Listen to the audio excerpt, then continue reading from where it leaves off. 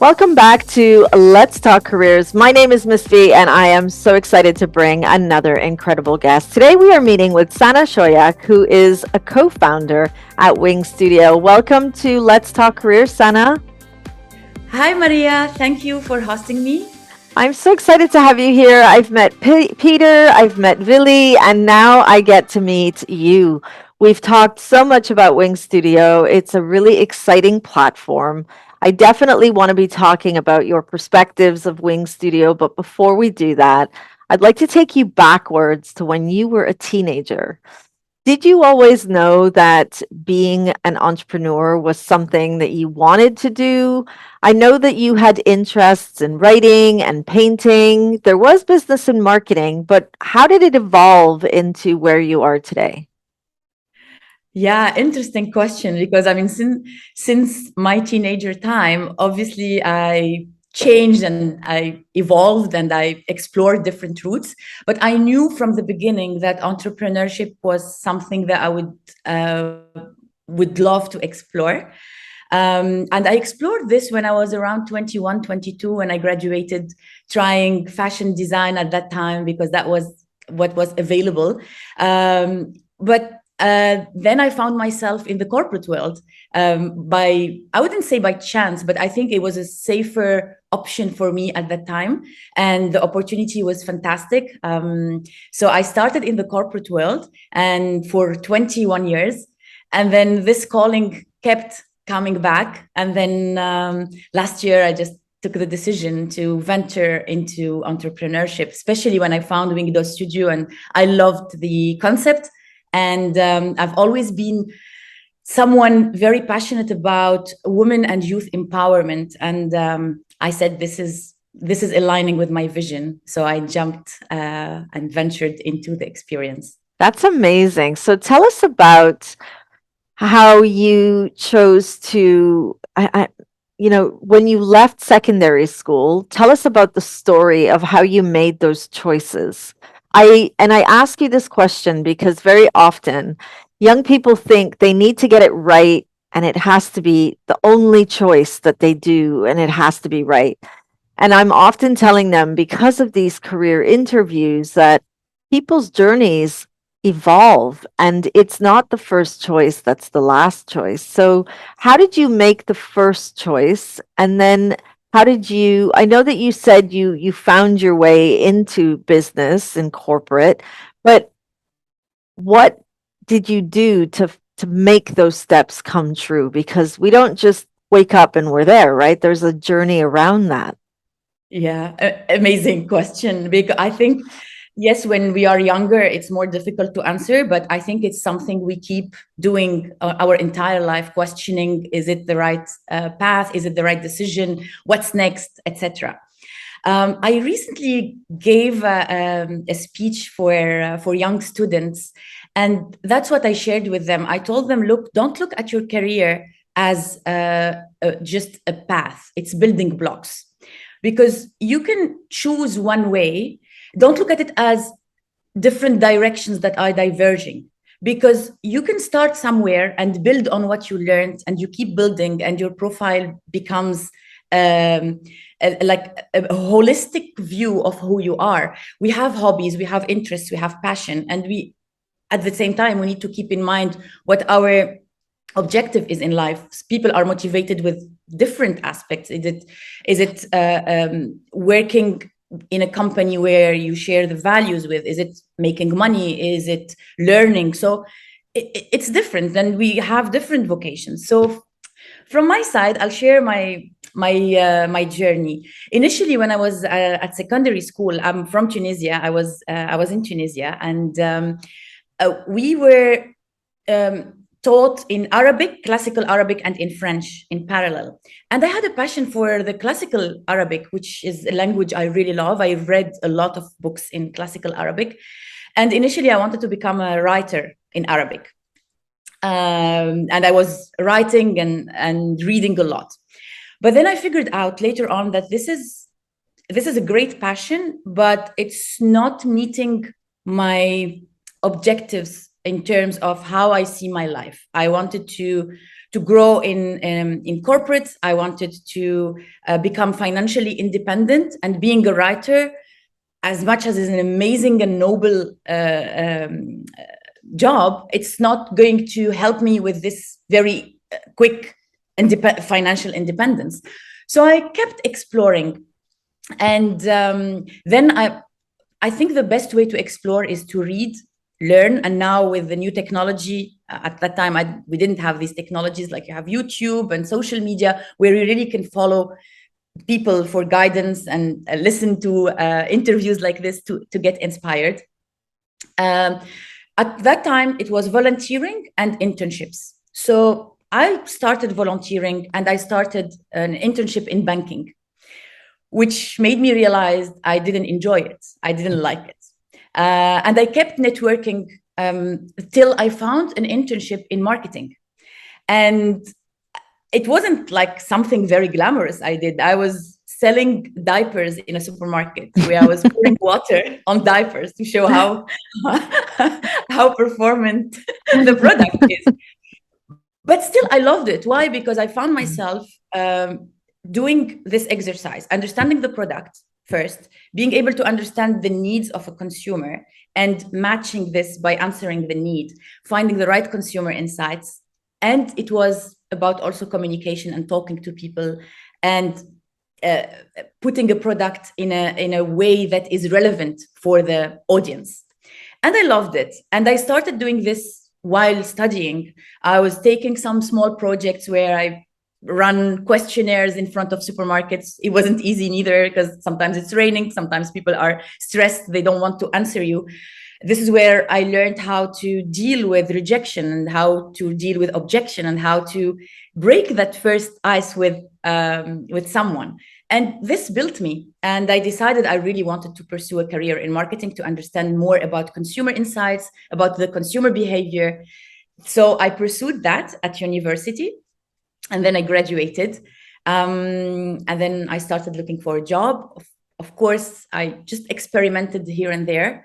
And then finally, I found my passion in brand management.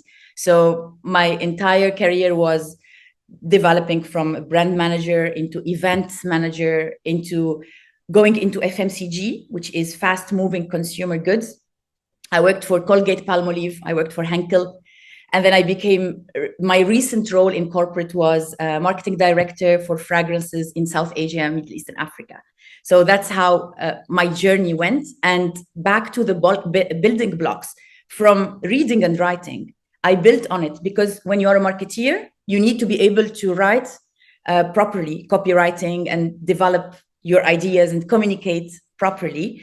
And then painting is creativity. And then I added the analytics, because if you are a marketeer, you need to master the data. So mastering data plus creativity equal impact. And that's my mantra, actually. How can you transform data, consumer insights, adding to it a touch of creativity to create that impact, which is an impactful product or an impactful event or something you are proud of. So that's the story of my journey. I absolutely love how you brought all those together. And as you were saying that, I'm thinking of those students that take art, take media studies, take English language or any language, take ICT, and how they can kind of bring all those skills together and make it really exciting. Sana, how did you find your way to Wing.Studio? Wing.Studio is a platform that helps young people. So I can see the connection in empowering the youth, which is what you said, and empowering women. Wing.Studio is a social platform that young people can use to demonstrate the things that they're doing, which makes them credible to future employers. But connect the dots for me in terms of how you found that would be what you want to leave the corporate world for and join the world of entrepreneurship. Yes, I mean, definitely it is a platform that talked to me. Why? Because from my personal experience, first of all, I wish I had something like this when I was younger, in the sense that on Wing.Studio, you can build a profile based on your hobbies, volunteering experiences, and achievements, with moving away from a static CV, right? So when I graduated, and even before graduating, I started my internship journey, I didn't have anything to write on my CV because I don't have experience. Whereas I was a very active teenager, I was doing a lot of volunteering and activities and hobbies and etc. But I didn't know how to capture this and link it to a professional journey. So that's one element. The other element to it is, after, when I grew in my career and I had to coach and mentor my teams and hire people at an entry level, both sides. From my side, I wanted to hire, sometimes when I have to hire a junior person, I don't need someone to have experience. I need someone with passion, with the drive, someone who can showcase these attributes. But if I go through a CV, I can't see this. I can see only a degree. I can see maybe some internships of 1 month, 2 months, but I cannot see who is the person behind this piece of paper. And when I talk to young people I mentored or I coached, they also don't realize the importance of having hobbies, volunteering, and internships, so that they can build these transferable skills to be able to grow and succeed in their careers. I'll give you an example. If I take someone who is into gaming, everyone is blaming gaming nowadays. Oh, they just spend all of this time in front of their screens and they are not studying. No, actually, when you are gaming, you are learning, first of all, strategy, decision making, critical thinking, and teamwork. These are transferable skills that you will be able to take with you in your career. If you are a hiker, if you like hiking, this is showing that the person is resilient. Also, again, leadership. So all of these activities can be transformed into a great way of entering a career. And it gives the confidence for a young person to feel, yes, I'm active. And with all these activities, I am someone, I have skills, and I can keep developing them. And that's what attracted me in the platform, to come to put all these dots together and to help the youth being more employable and to solve the unemployment crisis in the world. And I love that you just, brought this up, because I think we're falling short in education and conversations of careers when we're not highlighting this importance of, it's so important to love what you're learning, but it's also really, really important to understand that you're demonstrating the things that you're doing. Otherwise, it kind of, it gets lost, doesn't it, in our history? And for a young person that's not taught how to use those transferable skills and how to demonstrate them or how to talk about them, it can be really daunting when they're trying to find a job, because they're doubting themselves and they're doubting that they can even apply for it. I know that you've had experience in marketing and product development. Obviously, it's very clearly evident for me that you're also so passionate about each of the roles that you've taken on, just in the way that you've described them, even where you were holding diapers and pouring water to demonstrate the product effectiveness for consumers. Just that enthusiasm that you bring is not something you learn in a classroom, and definitely not something you learn at university. How did you gain that enthusiasm? What are some of your tips for a young person? Well, I think it's a combination of many things. Being passionate, I, we might say it comes naturally, but I think a lot of activities can help. In my case, I think the sports helped me a lot. I love the sports and fitness, and this brings a lot of positive energy. And I always say that when you are feeling healthy physically, you can feel better, positive, and more energetic. Having a balanced life when it's coming to health is very, very important. So that's my advice to young people, is keep active. It doesn't have to be go to the gym, because people are always thinking, oh, I have to do sports, then I have to go to the gym. Even walking, watching the sunrise, or if you are not someone who likes the mornings, walking to watch the sunset, or go to the desert, or cycle, or hike. We have a lot of mountains here in UAE, but also even when you travel. I mean, I make it as even sometimes as a destination to go hike somewhere to discover something.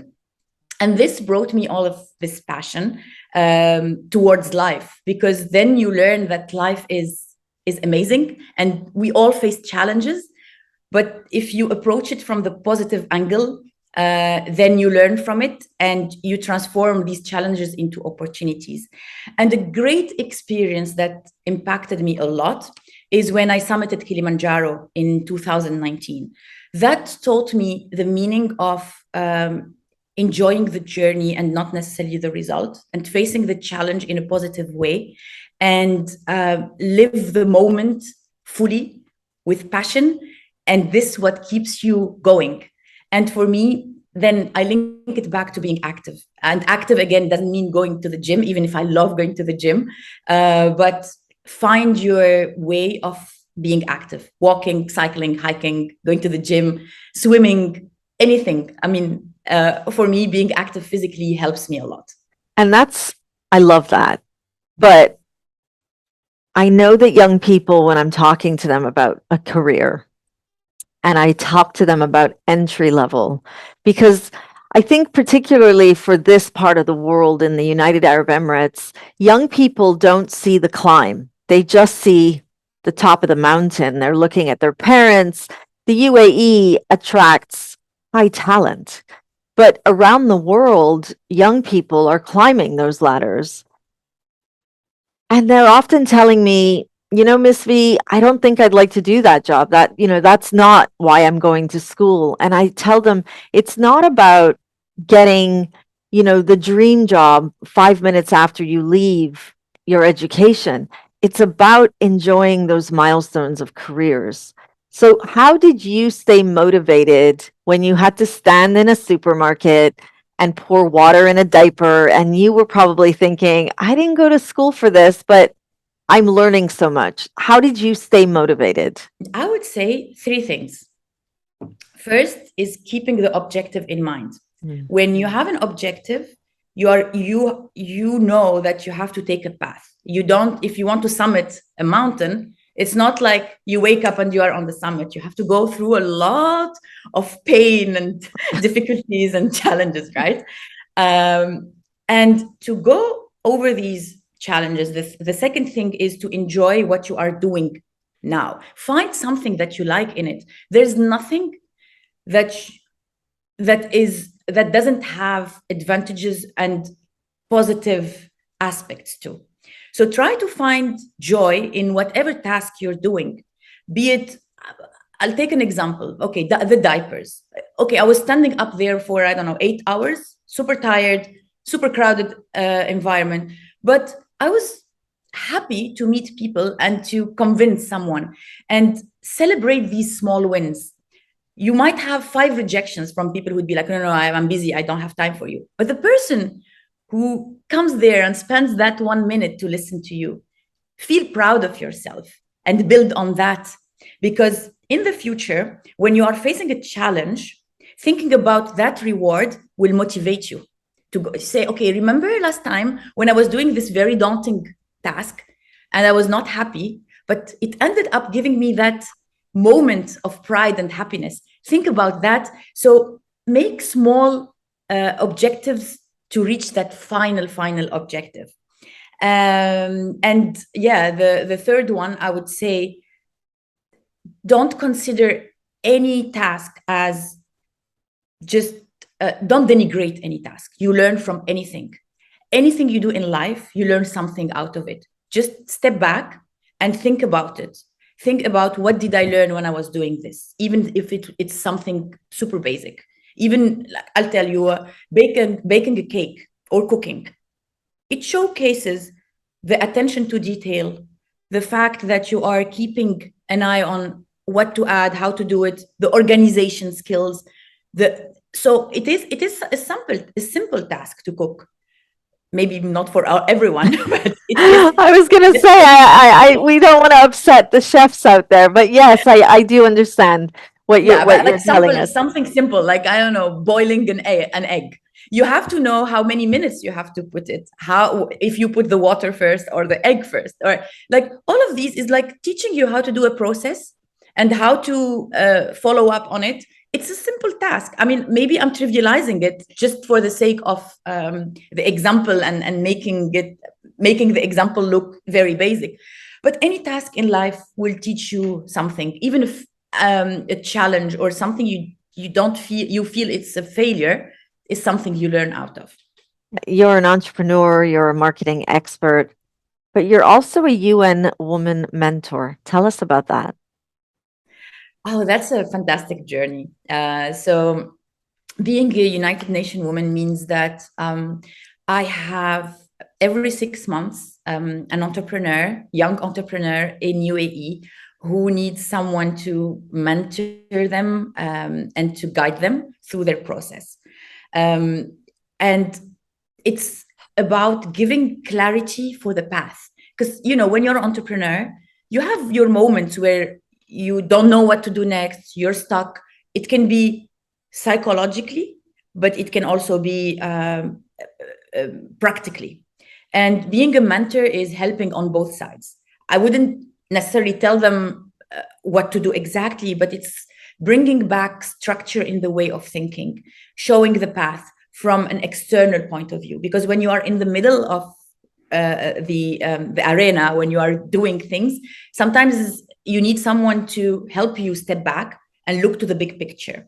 So it is fantastic. I already had one entrepreneur who launched her own skincare brand, natural skincare brand. And I remember when we started, she was struggling with what to do next, how to take her business to the next level. She had just one booth in a small mall, and then we worked together on 6 months, and now she has a fantastic work on social media and online. She's selling online now, not only on the booth, but also she realized herself, it wasn't even me, I was just guiding her with the right questions and sharing my experience. She repivoted herself towards business to business also, because she saw a business opportunity there where she can generate money short term to fuel her business to consumers business for the long term, because the business to consumer usually needs more investment, and it takes maybe 2-3 years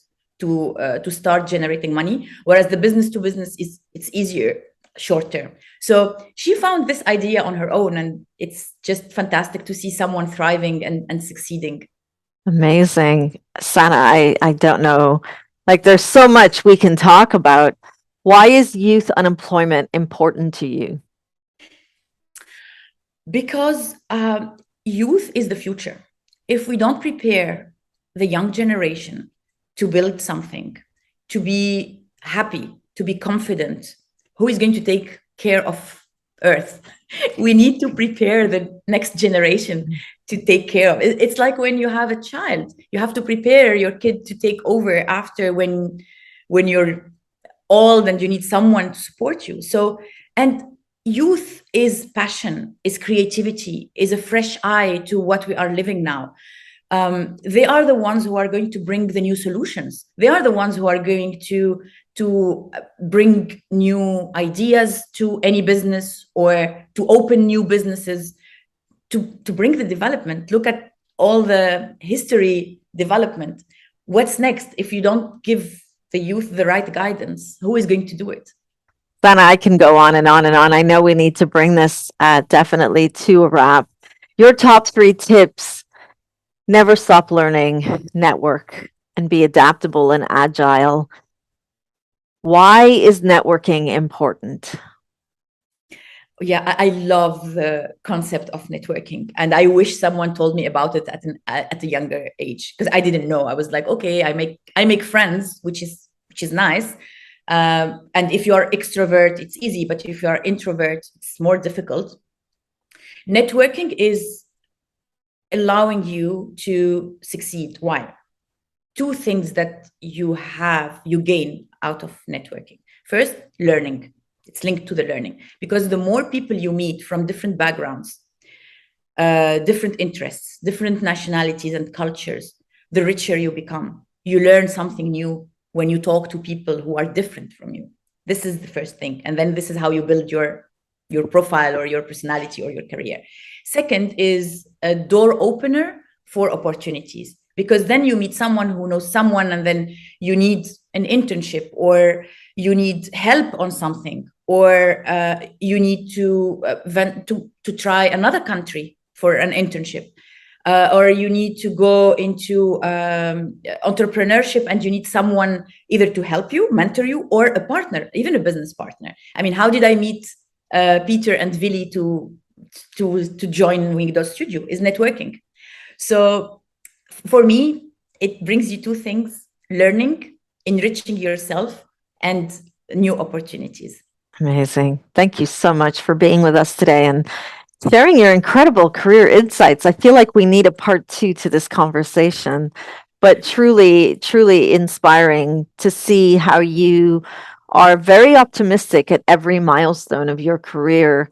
If you were to predict the next decade, where do you see yourself evolving into? Oh, that's a nice question. That's a very difficult question that I keep asking myself. But it's important because that's what we expect of young people. And I think sometimes parents and teachers forget that if we were asked, what are you going to do in the next decade or in the next 5 years or even in the next year, would we be able to answer that question? So, where do you see yourself evolving? Not what do you see yourself doing, but how do you see yourself evolving? I see myself continuing the journey around women and youth empowerment, keeping building Wing.Studio till it reaches millions of people and impacting millions of young people. And through the journey, I'm sure I'll find another problem to solve. So for me, I want to keep solving problems through entrepreneurship, startups, and through networking. And I think every time you meet new people, then you keep developing your idea of the future. So let's say in 10 years, I want to look back and say, we helped millions of young people to start their career. That's one thing. And the second thing, I want to see anyone I tried to help to contribute to their future succeeding in a way or in another, and seeing them happy. That's how I want to see myself in 10 years. I can't wait to see that evolve. Thank you so much. And that brings us right to the end of another incredible conversation. Today we were speaking with Sana Choyakh, who is a co-founder of Wing.Studio, and so many other incredible things that we talked about today. If I'm walking away with anything, it's how inspiring Sana's career journey is. Thank you all for watching, and I will see you at the next Let's Talk Careers with Miss V.